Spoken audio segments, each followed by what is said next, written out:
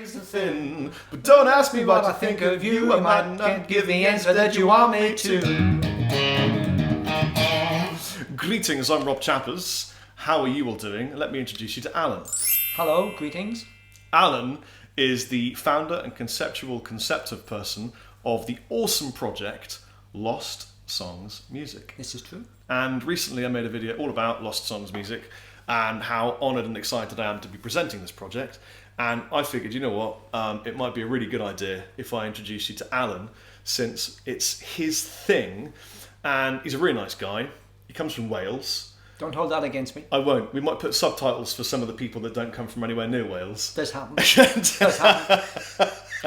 Like, I have another friend who comes from Newcastle, and sometimes we put subtitles down for him because he enjoys that.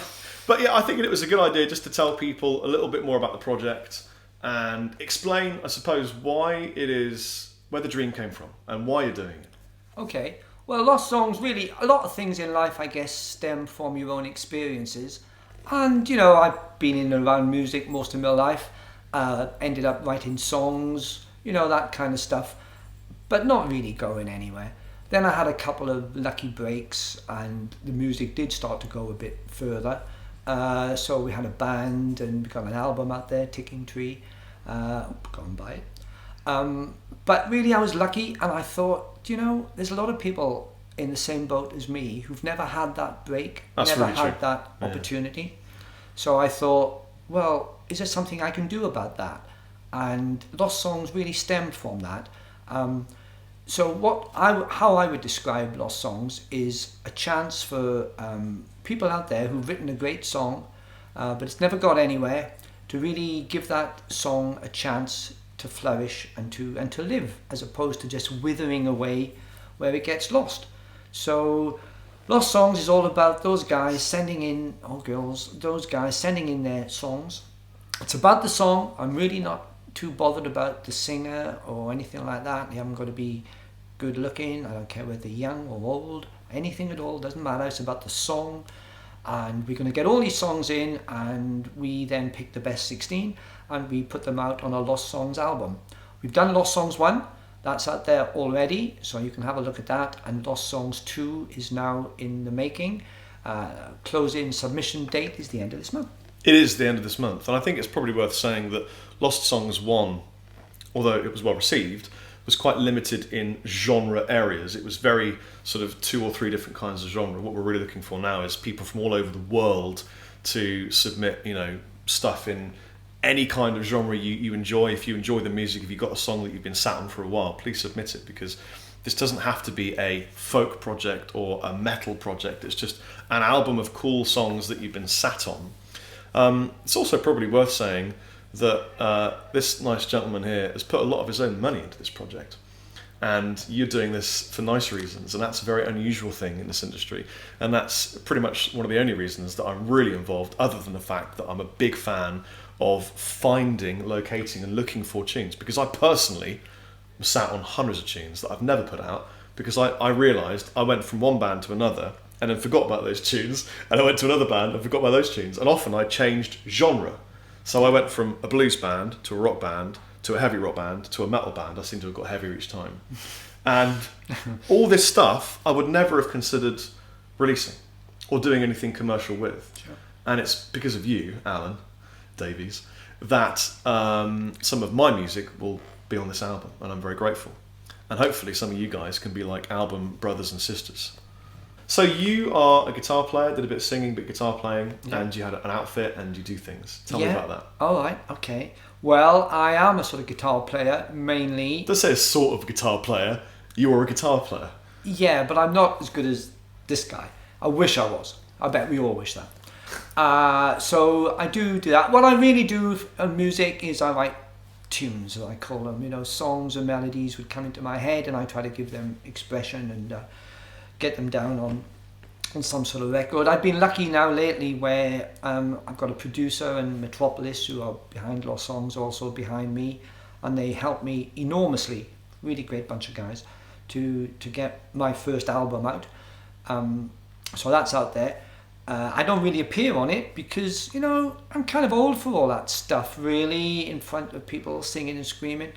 So I have session musicians who give life to my music. I do all the music and all the words, but I don't really do the playing. There are lots of artists like that, because I was saying in the last video that sometimes an artist might be like a really strong performer, sometimes they might be like a really strong writer, but it's unusual to have a combination of both. Yeah, and you said they're very lucky. Yeah, well, they are. So hang on you every word. Do you notice that? So yeah, but that is it, And do you know what the great thing about Lost Songs? My sort of love of the dream of it. It's very romantic to me to think that somewhere out there is a song that's going to kind of sweep the world. Everyone's going to be singing it. It's going to be just a big known song. I don't really mean a commercial hit. I don't really think about that. It's just something we can add to mankind's pot of good things. This song that's out there somewhere and it's lying in a drawer, and I'd love to find it. I love that dream, that idea. So please, if you're sat on a song like that, send it in. I like how passionate you are about this. I just love that dream. And when they come in, the great thing, we get to play these songs, they're not all great, but you do go through them, and then there's one and you think, my God, it is. I always have said it's like panning for gold in the Klondike. You're doing all this stuff, and then you find this one. It's just the best thing. Yeah. It's just brilliant. It's just brilliant. And then you get the backstories, and this was something I wrote when I was a fishmonger in Grimsby. And so, what does the artist get if they are selected by the A&R team to be on the album? Yeah, he gets half of whatever profits we make out of it, really. We're not looking to exploit anybody. Only on that song, if you can go on and be a great worldwide star in your own right after Lost Songs, get on with it, and good luck to you. I hope that's what happens. All we want is the song, and then whatever profits or royalties, publishing rights, we split that 50-50. You get all of Metropolis plug-in and stuff behind it, which is it's a huge. I should say that's a huge thing. Yeah. Metropolis is the biggest independent studio in Europe.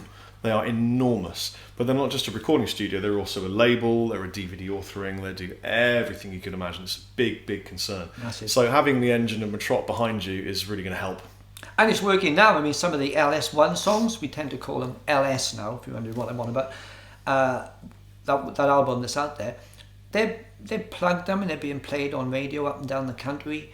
There's 16 songs there. I reckon 5 are doing pretty good.